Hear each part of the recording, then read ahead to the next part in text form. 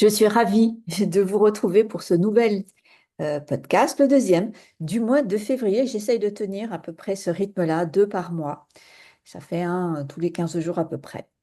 Là, j'ai envie de vous parler des choix, de ceux qui font vivre de l'expansion. Parce que on peut se tromper sur cette notion de choix. Il se trouve qu'on prend des tas et des tas de décisions chaque jour. Alors, il y en a qui sont petites, mais il y en a d'autres qui peuvent vraiment changer une trajectoire de vie. Et c'est davantage sur celle-là qu'on va se tourner. Le vrai sujet, ce n'est pas ce que vous choisissez, c'est d'où vous choisissez. C'est ça qui change tout. Parce qu'en réalité, il y a deux grands états intérieurs, deux grands modes intérieurs. Il y a le mode protection et puis il y a le mode expansion. Et la différence entre les deux peut complètement transformer une vie. C'est-à-dire que selon à partir duquel on fait un choix, va vraiment changer la donne. Avant d'aller plus loin, il y a quelque chose d'important que je dois vous dire, c'est que on navigue tous entre ces deux états, entre l'état de protection et l'état d'expansion. Personne ne choisit toujours depuis l'expansion et personne ne choisit toujours depuis la protection. On navigue tous entre les deux, c'est tout à fait normal, selon les moments, selon les contextes, et puis selon les blessures que l'on porte. Donc ce podcast n'est pas là pour vous juger ou vous mettre la pression, il est là pour vous aider à reconnaître ce qui se passe en vous, parce que cette reconnaissance à elle seule change déjà beaucoup de choses.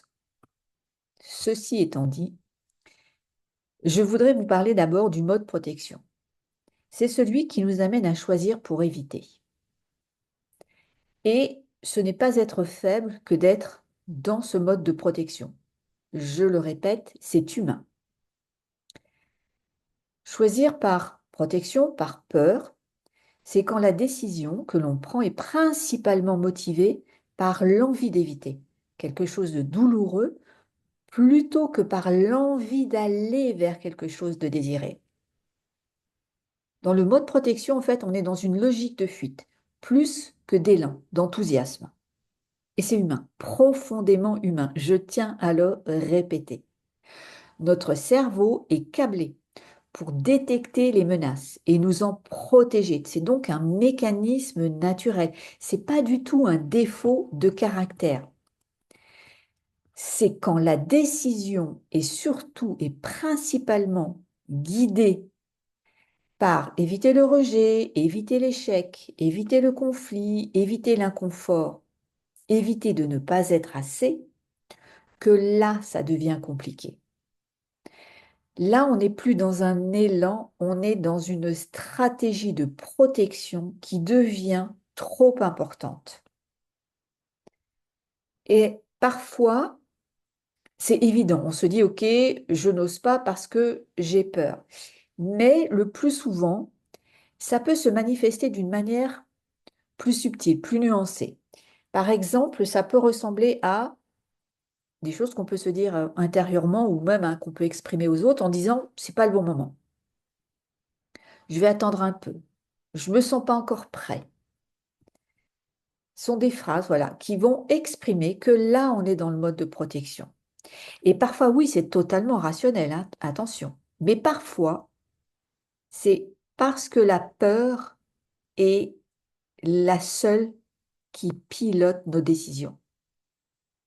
Et du coup, ça va se manifester de cette manière-là. On va rester dans un job qui nous éteint. On va rester dans une ou des relations qui ne nourrissent plus.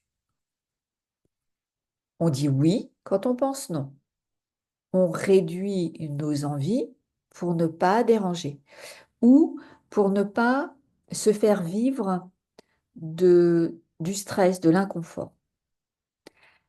Donc le problème, ce n'est pas la peur, hein. Je le répète encore une fois, c'est le problème, c'est quand elle devient la seule voie qui pilote quasiment toutes nos décisions. Parfois, ça peut être que dans un seul domaine, hein.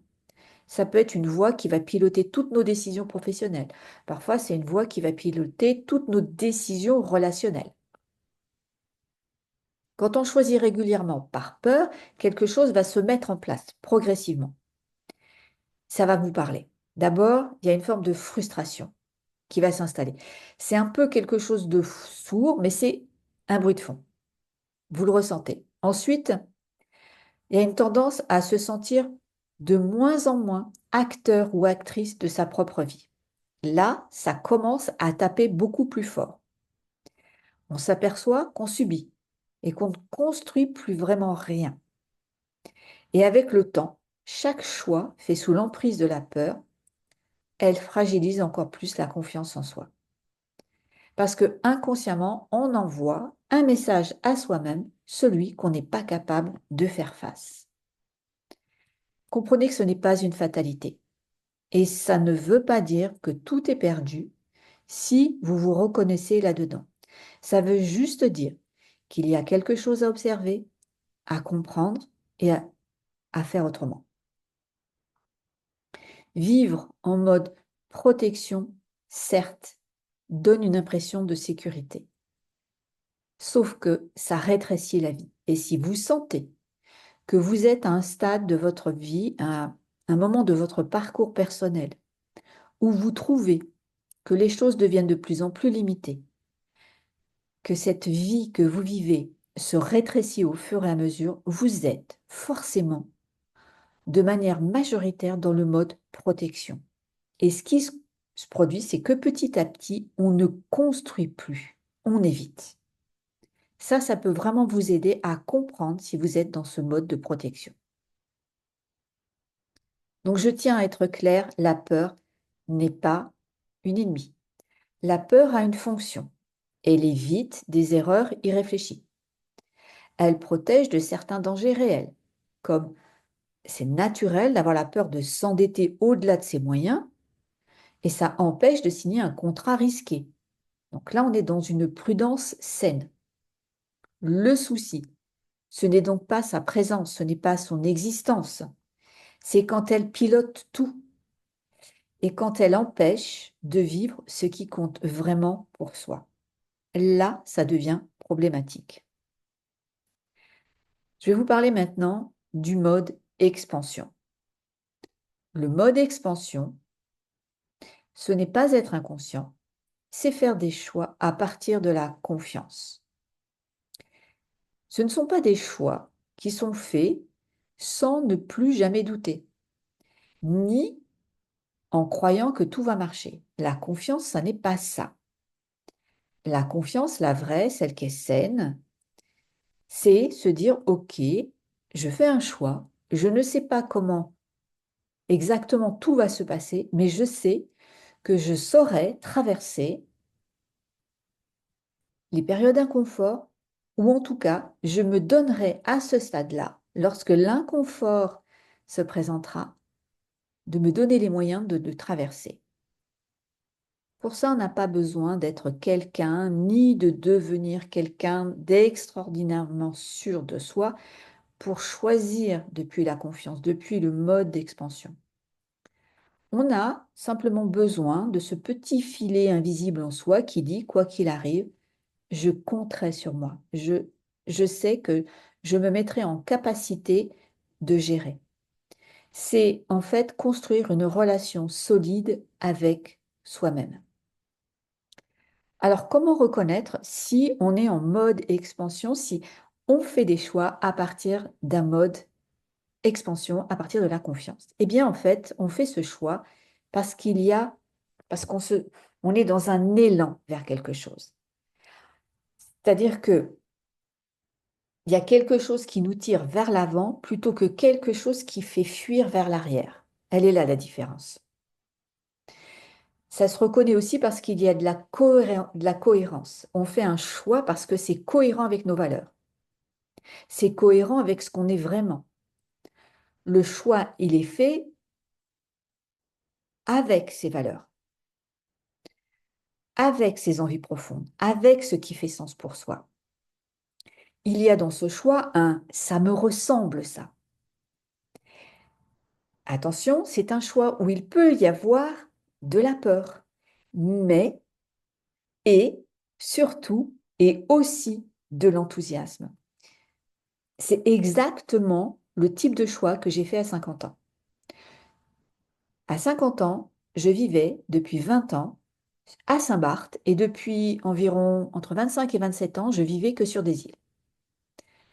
Eh bien, à ces 50 ans, c'est pas tant les 50 ans, c'est le fait d'avoir vécu 20 ans à Saint-Barth.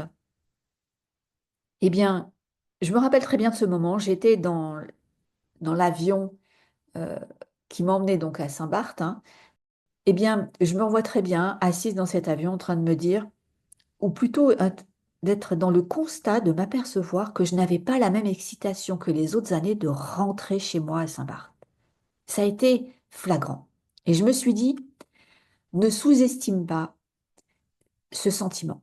En revanche, ce que j'ai fait, je me suis laissé le temps de voir si il me revisitait. Et ça a été le cas.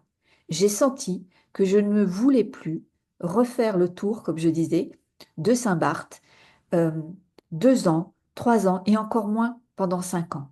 Je sentais que c'était fini, que l'étincelle, elle n'était plus là. Même si j'ai adoré vivre là-bas, même si c'est un paradis, j'avais envie d'autre chose. Et l'autre chose, c'était de vivre en France. Et donc, j'ai fait ce choix. Je l'ai fait avec des valeurs profondes, des envies profondes, ce qui faisait sens pour moi, de l'enthousiasme et des peurs. Je ne peux pas vous dire que je n'avais pas de peur, mais elle n'était pas, pardon, dominante. Et c'est ça l'expansion, c'est ça faire des choix à partir de la confiance. On avance vers ce qui compte, même si on tremble un peu. Ce que la confiance, elle change concrètement, c'est ça, c'est des choix. Elle permet, même s'il y a de l'incertitude, d'en faire quelque chose qui soit gérable. C'est des décisions qui deviennent de moins en moins paralysantes parce que on n'a plus besoin d'être certain ou certaine de toutes les étapes pour agir. C'est exactement ce qui s'est passé pour moi. On sait qu'on fera avec ce qui vient, on fera avec au mieux.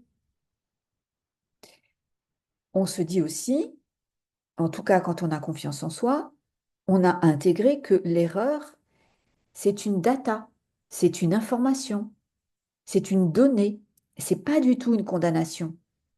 Et ça, c'est une différence de taille, parce que ça permet vraiment de traverser les difficultés différemment. La confiance en soi, ça permet d'avoir donc des choix beaucoup plus cohérents avec ce qui fait sens à soi, avec nos valeurs. On ne fait plus des choix pour plaire, pour éviter le conflit, pour correspondre à une image, mais beaucoup plus de choix qui reflètent vraiment qui on est et ce qu'on veut construire. On construit au lieu de se protéger. Ce qui ne veut pas dire, je tiens à le répéter, que de temps en temps, on ne cherche pas à se protéger. Mais quand on construit dans cet élan, enraciné dans cette confiance, ça change tout. La confiance et l'estime de soi, ça se construit. Il faut vraiment le comprendre. Nous ne naissons pas, ce n'est pas inné la confiance en soi, ce n'est pas un trait de personnalité qu'on aurait ou qu'on n'aurait pas à la naissance, comme si une fée s'était penchée sur notre berceau. En fait, la confiance en soi, c'est une accumulation d'expériences qui nous procure ce sentiment de confiance parce que nous avons traversé de l'inconfort, parce que nous avons osé des choses. Elle se construit quand on tient une promesse envers soi-même. Elle se construit parce qu'on a traversé une situation difficile au lieu de la fuir. Elle se construit parce qu'on a osé dire quelque chose qui était important pour nous. Elle se construit parce qu'on agit malgré l'inconfort, même s'il y a de l'inconfort. Et surtout, elle se renforce parce que à la base de cette confiance en soi, il y a une estime de soi. Une estime de soi qui ne dépend plus uniquement de nos décisions, de nos performances, de nos réussites.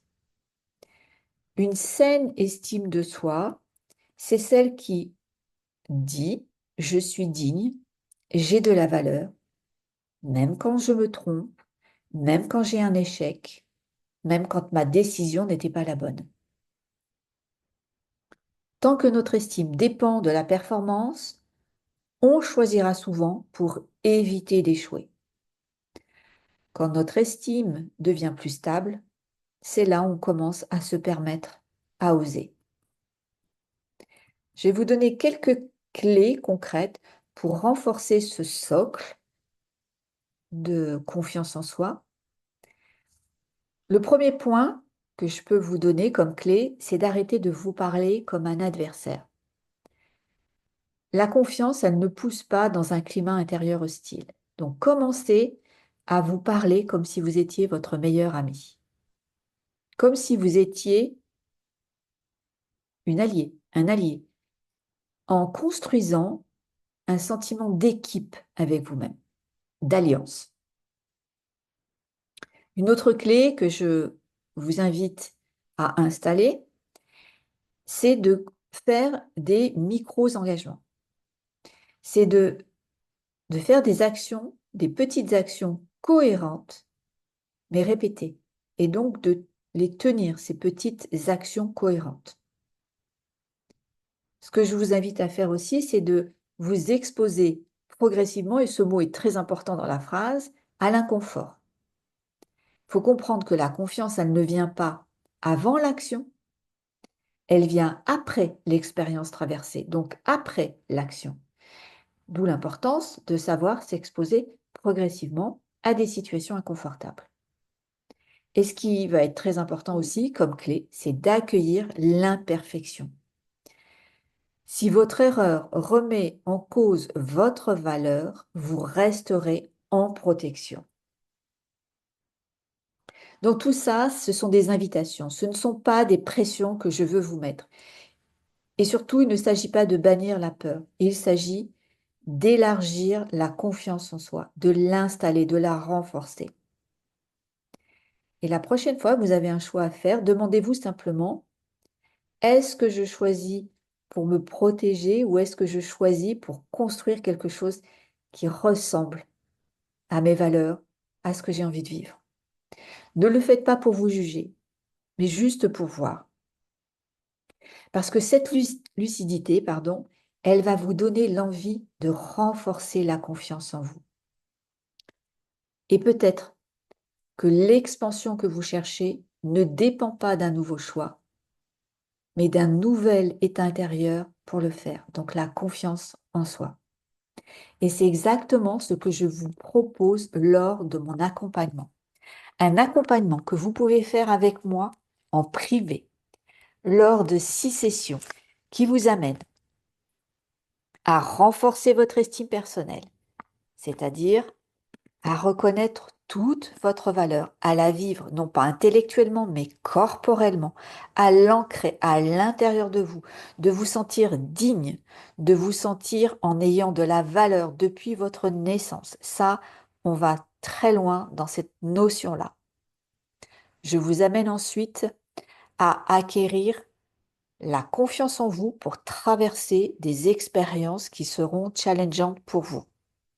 Vous serez vous saurez faire face à ces défis que l'on peut tous rencontrer sur un parcours de vie ou dans nos objectifs. Vous aurez la capacité d'avoir des conversations difficiles, justement, pour gagner toujours plus en expansion et ne pas retourner dans ce mode de protection. Vous saurez sortir des périodes de doute plus facilement parce que justement, vous allez mettre à profit ce doute. Vous saurez comment l'utiliser, toujours pour aller dans les phases d'expansion. Cet accompagnement est vraiment complet. Vous pouvez donc faire soit en privé avec moi, en one-to-one, soit, si vous préférez une autonomie et le faire à votre rythme, en ligne. Je vais vous mettre les liens de ces accompagnements en description sous cette vidéo. Si vous avez aimé ce podcast, si vous l'avez trouvé pertinent, il vous a permis de faire la différence dans cette notion de choix et que les choses ne se, comment est-ce que je pourrais vous exprimer ça? Les choses ne se jouent pas, voilà, entre deux choix. Les choses se jouent entre deux modes. Celui à partir duquel vous allez faire le choix, soit le mode de protection, soit le mode d'expansion. C'est là où les choses se jouent. Si vous avez trouvé ça pertinent, intéressant, likez ce podcast, pardon, parce que ça va permettre à ce podcast d'avoir une longue vie et d'être vu par un plus grand nombre, notamment des personnes qui ont besoin d'entendre ça. Si vous trouvez que c'est pertinent les sujets que j'aborde, pour vous qui êtes hypersensible, eh bien abonnez-vous, comme ça vous serez toujours informé des derniers podcasts et des dernières vidéos que je mets quasiment tous les jours en ligne. Je vous dis à bientôt avec cette joie de vous retrouver pour un nouveau podcast, pour aborder encore un sujet que je trouve pertinent, important, pour vous amener à toujours plus d'expansion dans vos vies.